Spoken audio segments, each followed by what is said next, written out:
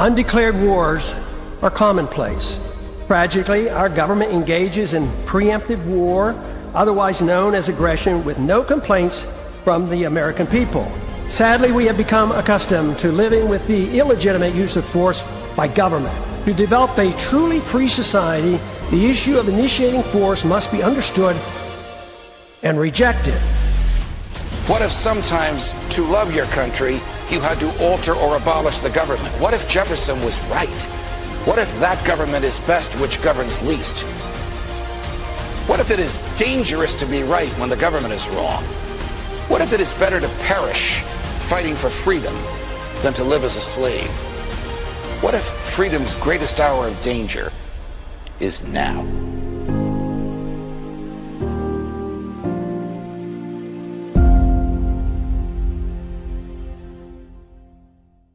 Hi, everyone. Judge Andrew Napolitano here for Judging Freedom. Today is Thursday, January 29th, 2026.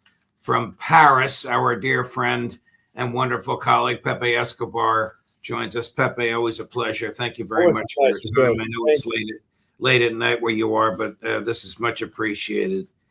Since Iran poses no national security threat whatsoever to the United States of America, why is it in Trump's crosshairs? Not only Trump's crosshairs, but it's a bipartisan issue in the crosshairs of what I call the empire of chaos and plunder. And we can say since the Islamic Revolution, of course, for over 40 years. We could say for since Cyrus the Great. Yes.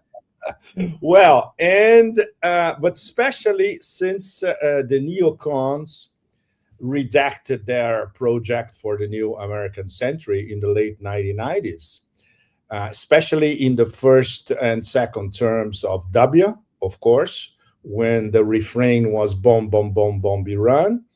Under Trump 1, especially when he canceled the JCPOA, the nuclear deal, and now under Trump 2.0, but with help from all those neocon cells scattered all across the industrial military complex, all across the Beltway, and connections in New York, Atlanticist connections, etc., media, academia, think tank, etc. It's practically a consensus that there's got to be regime change in Iran.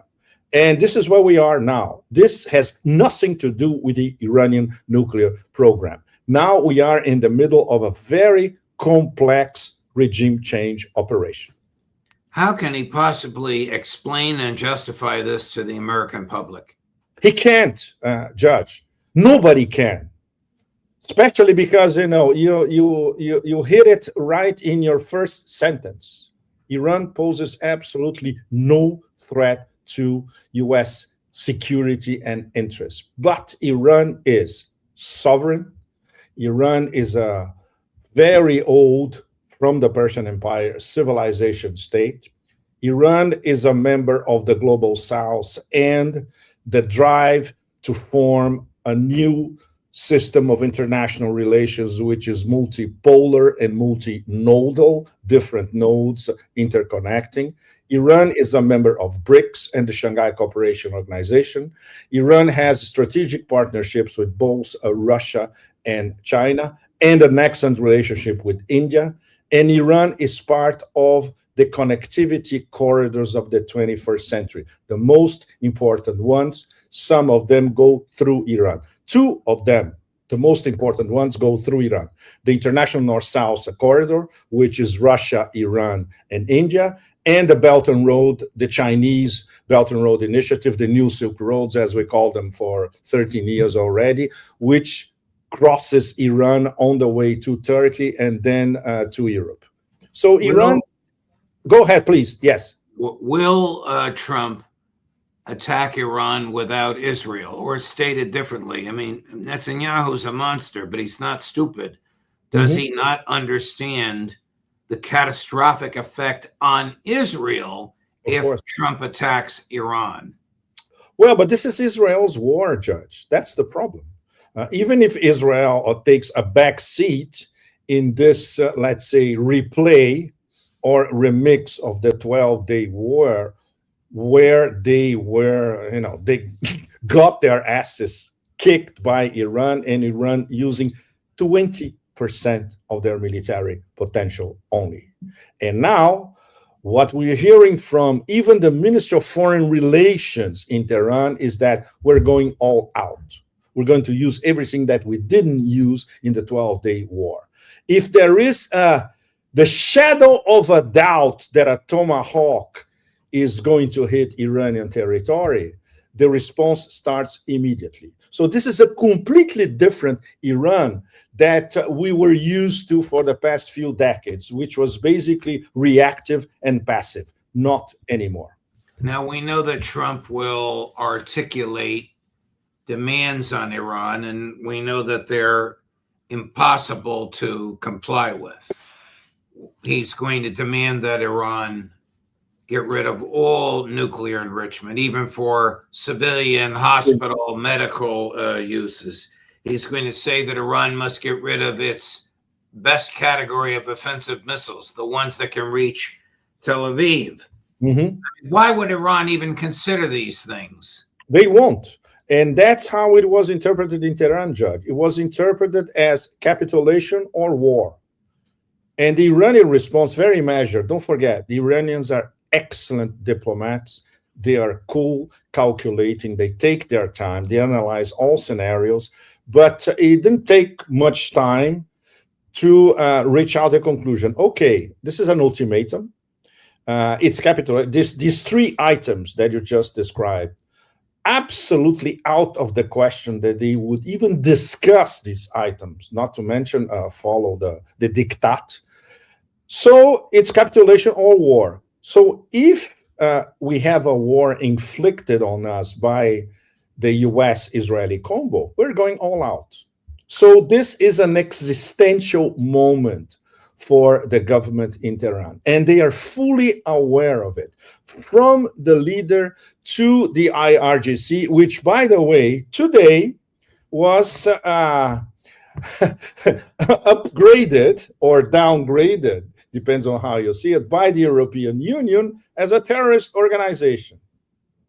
So the IRGC for the Eurochihuahuas is a terror organization. But the Eurochihuahuas, of course, anything they do or say doesn't matter. They are not on the table on anything. But the fact that the people who received the former head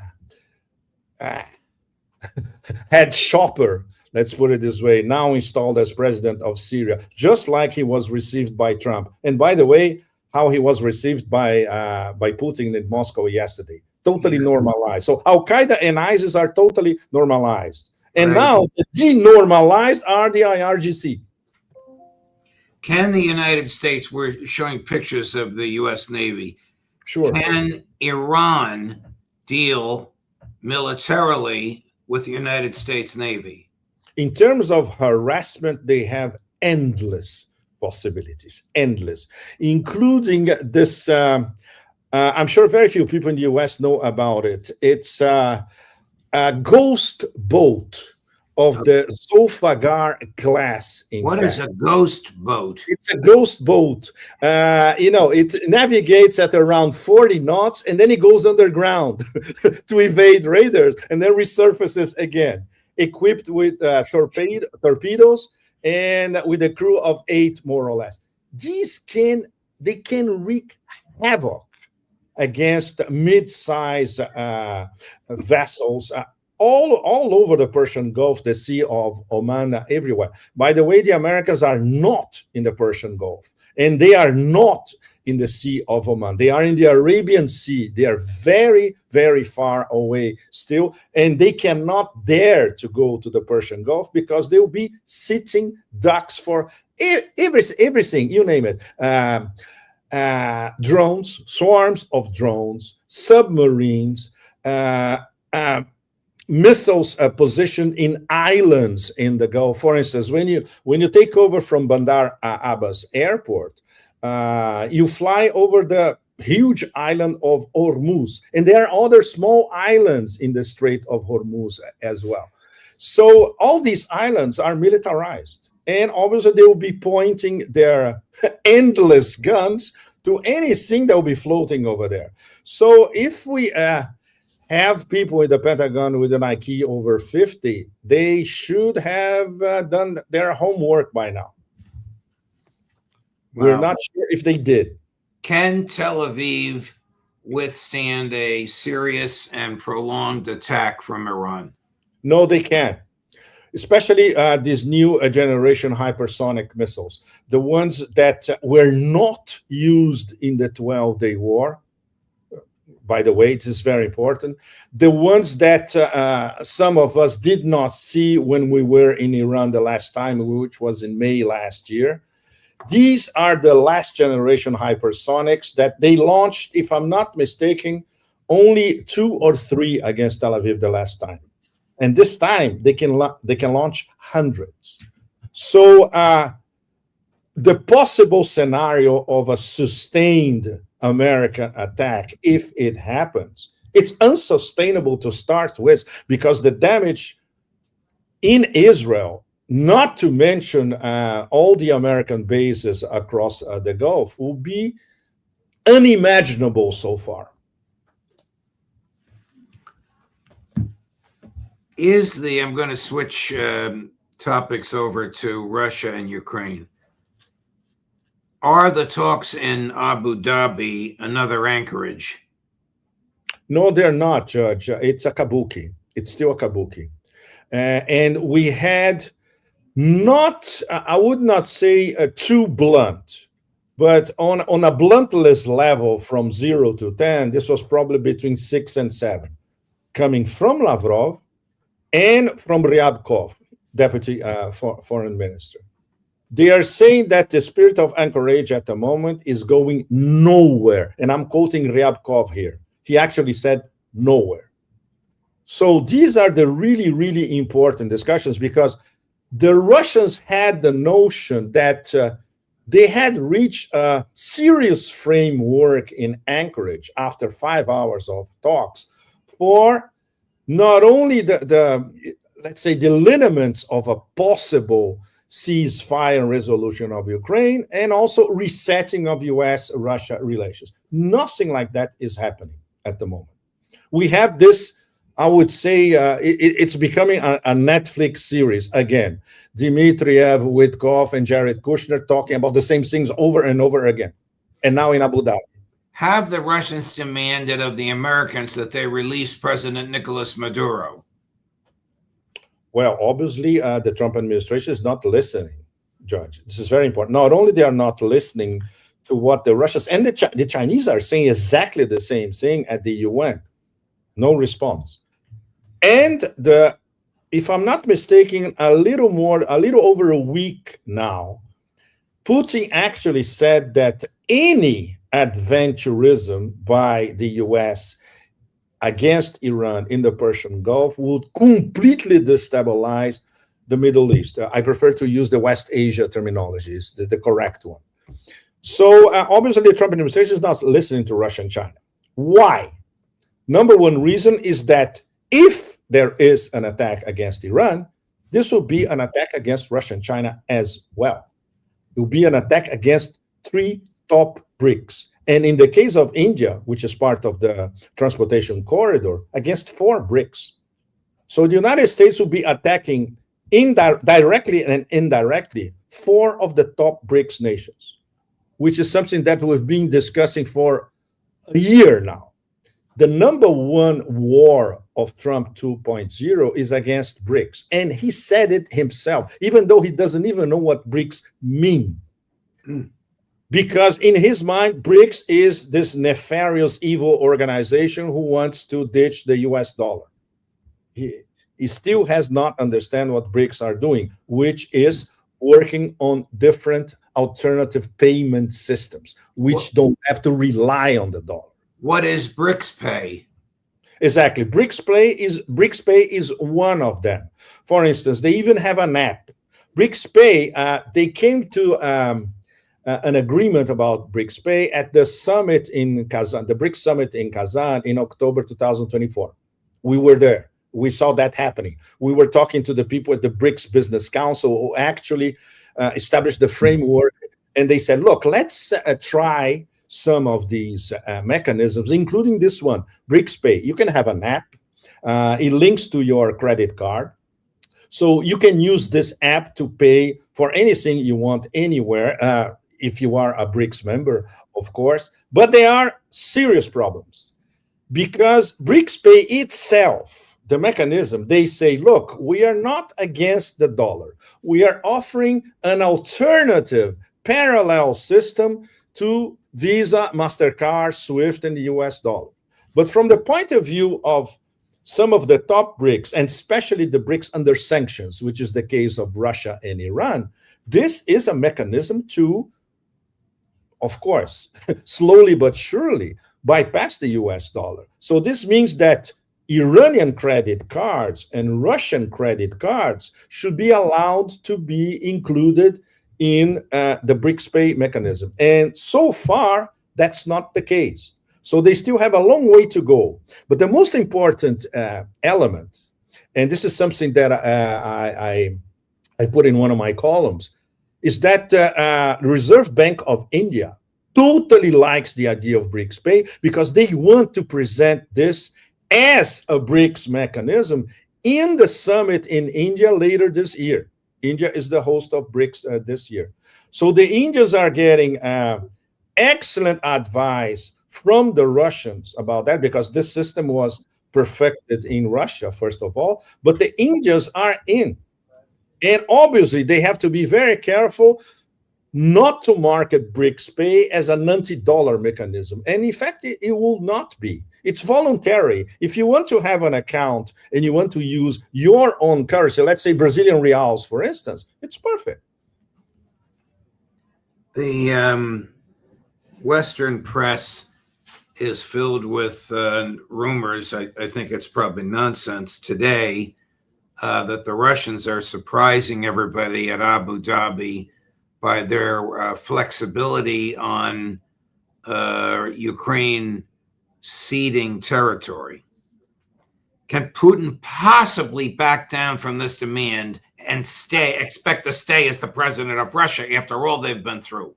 Absolutely, Judge. This is spin. This is, well, U.S. mainstream media, they are masters of spin. They are probably the best in the world in this department.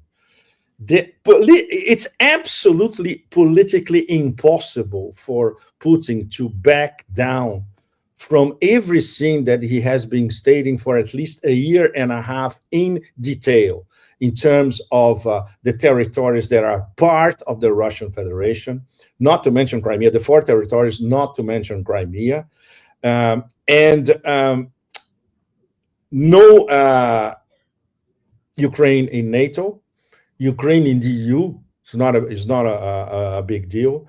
The buffer zone or demilitarized zone, which have to be discussed in detail, with no Western peacekeepers, of course. This is from the point of view of the Kremlin, from the point of view of Russian public opinion, this is a done deal. It's that or the war continues until the year 5000. So is the war going to end in the battlefield or in a conference room? Battlefield. And now this is being proclaimed, I would say, and it's not such a heavy term in this case, even by Lavrov himself, the #1 diplomat on the planet. He's saying the SMO will be decided in the battlefield. Wow. So look at what Chris found for you. Mm-hmm. He found the ghost. No, I've never seen anything like this. This thing travels on the surface and beneath the surface. Absolutely correct. Yes, that's it. So can you imagine these these things roaming around the Persian Gulf and the Sea of Oman? Wow. And do they have offensive weaponry? Yeah, apparently, let me just check, Judge. Please give me a second. Yes, they are armed with 2 324mm light torpedoes. These are very effective against medium-sized warships. And of course, let's say the escorts of the USS Abraham Lincoln, for instance. Wow. Now, these are Russian boats, not American. Or No, excuse me, these are Iranian boats, not American. these are Iranian, Judge. They have. It's very hard to explain, especially to a Western audience, that a country under sanctions for 43, 44 years, they have developed an extremely sophisticated military industry with indigenous solutions by scientists and engineers, Iranian scientists and engineers. Everything from this ghost fella all the way to the mega hypersonics, which are almost on the same level of the Russian hypersonic missiles. Everything indigenously developed in Iran. Yes, catamaran warship is a nice way of putting it. But ghost boat is much more fun, isn't it? Yeah, ghost boat is a very enticing name. Last question. Will the Iranians close the Straits of Hormuz if the Americans attack Tehran? This is very, very important, Judge. I opened one of my columns with that, and I posted on X about it, because we finally got confirmation that the parliament, the Majlis, the Iranian parliament, authorized the Strait of Hormuz to be blocked. But the final decision, this is not the final decision. This is binding. This means that if the order comes from the supreme leader and from the IRGC, they can close the strait anytime they want, and this is constitutionally correct. This is very, very important. This means that they are ready to close the strait if, let's say, even if they sense that they're going to be attacked, because they know exactly what that means. And many of us who have been writing about that for years, I'm one of them, but Zoltan Poznar, when he was at the Credit Suisse, he wrote about that as well. Other analysts who were in touch with Goldman Sachs experts. Goldman Sachs, just to give an idea, by 2017-18, more or less, they had already a projection that if the Strait of Hormuz is closed, before, during, or after the beginning of a naval war, the barrel of oil could shoot up to $700 a barrel, practically in a matter of days. And this is not only the $700 a barrel issue, is the fact that the pyramid of derivatives of the global economy would instantly collapse completely. And this according to Goldman Sachs derivatives experts. And then there was an enormous discussion that's still rolling about how many, what's the size of this pyramid? It's in the quadrillions of dollars. It's not even the original number by the Bank of International Settlements in Switzerland was 700 trillion. This figure is from 7 or 8 years ago. And then afterwards, if you talk to Persian Gulf traders, and some of them love to talk off the record, they say, look, it's in the quadrillions now. And we know that if this happens, the global economy everything can collapse in a matter of a week or 10 days. So the Iranians know about that as well. And I'm sure people in the Atlanticist sphere, they also know about that. So the question, in fact, is, if this information arrives to Trump's desk, will he consider backing off a little bit and trying at least a dialogue with mutual respect with Iran, which is with the Iranian foreign minister Arakshi just said this week, yes, we are open to dialogue as long as there's mutual respect. Or Trump is ready to go down in history as the guy who will destroy the global economy. That's the question. Wow.